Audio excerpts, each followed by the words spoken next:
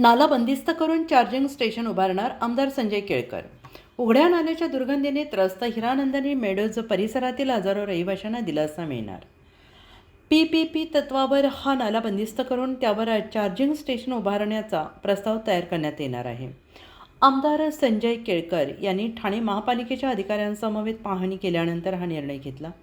हिरानंदिनी meadows परिसरातील इमारतींमध्ये राहणाऱ्या नागरिकांचे आरोग्य उघड्या नाल्यामुळे धोक्यात आलं आहे। सुमारे 300 फूट लांबीच्या या नाल्यात एसटीपीचे पाणी सोडले जात असल्याने मोठ्या प्रमाणात दुर्गंधी पसरत असून नागरिकांचे आरोग्य बिघडत आहे आणि त्यामुळे रात्रीची झोप उडाल्याची तक्रार नागरिकांनी केली आहे।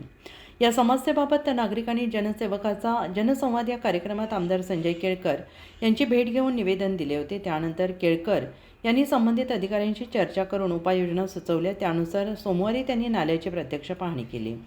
यावेळी स्थानिक नगरसेविका स्नेहा आमरे, महापालिका अधिकारी खंडागळे तसेच नागरिक उपस्थित होते। या नाल्यावर पीपीपी तत्वावर स्लॅब टाकून त्यावर चार्जिंग स्टेशन उभारण्याची सूचना केळकर यांनी केली। यामुळे परिसर दुर्गंधीमुक्त होऊन नागरिकांना दिलासा मिळेल। तसेच पीपीपी तत्वावर प्रकल्प उभारल्याने महापालिकेवर अतिरिक्त आर्थिक बोजा येणार नाही। या संदर्भात लवकरच प्रस्ताव तयार करून कामाला गती दिली जाईल, अशी माहिती आमदार संजय केळकर यांनी दिली आहे।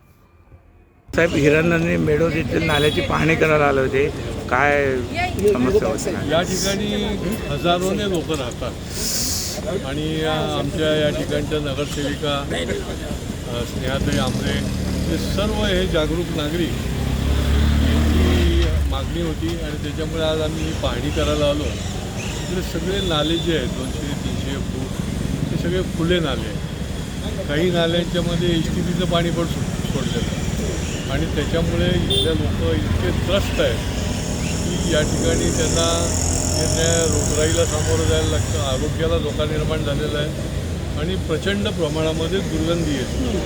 रात्री देखील त्यांना झोप उठते अशी परिस्थिती आणि त्याच्यामुळे याची पाहणी केली आहे। अधिकारीही बरोबर होते आणि ह्या नाल्याचा ओपन नाले आहेत आणि त्याच्यामुळे फार मोठा प्रॉब्लेम आहे। तर ते क्लोज करून त्या ठिकाणी काय करता येईल तर एखाद वेळ आम्ही तिथे चार्जिंग स्टेशनसुद्धा उभं करता येईल पीपीपीच्या तत्वावर किंवा मग महापालिकेच्या माध्यमातून त्या ठिकाणी स्लॅब टाकून हे नाले जे आहेत ते बंदिस्त ठेवता येईल तरच इथल्या लोकांचं स्वास्थ्य जे आहे ते सुधारेल। नाहीतर ही सगळी मंडळी जी आहे ती या ठिकाणी त्यांच्या आरोग्याला फार मोठा धोका निर्माण झाला।